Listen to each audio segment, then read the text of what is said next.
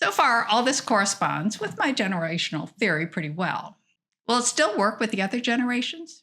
Thomas Jefferson had Pluto in Scorpio, so he should have a lot in common with today's millennials.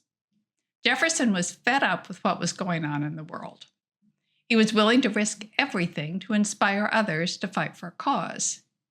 He took the ideals of many statesmen, mostly his elders, and infused these ideas with passion and with an experiential tone.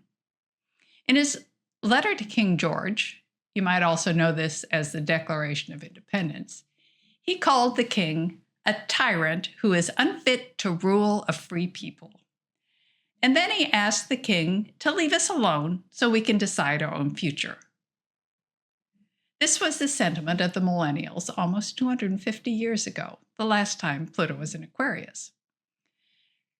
Typical of those with Pluto in Scorpio, Jefferson was a brilliant paradox, a trait that the millennials have no problem with.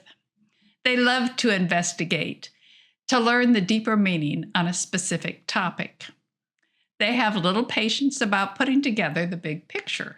They don't need to see how it all connects. They just want to solve the puzzle and move on. This is the source of the apparent contradictions, but they are cool with it. They don't really care so much how others see them, so long as they are appreciated. This generation has little interest in appearances, but are fully capable of putting on a show when it is necessary. The current Pluto and Scorpio generation were the first to grow up with the internet, and all information was available to them. The previous group, like Jefferson, took pride in access to knowledge, mainly through his books. Okay, so Jefferson also preferred a life outside of the spotlight, so much that even as president, he avoided giving speeches whenever possible.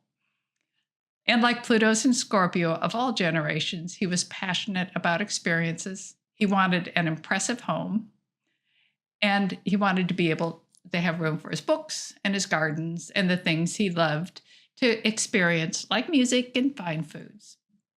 And the man loved his ice cream. He may be best known for writing the Declaration of Independence, but he also penned the first known recipe for vanilla ice cream in America. The man had taste, another thing in common with the millennials.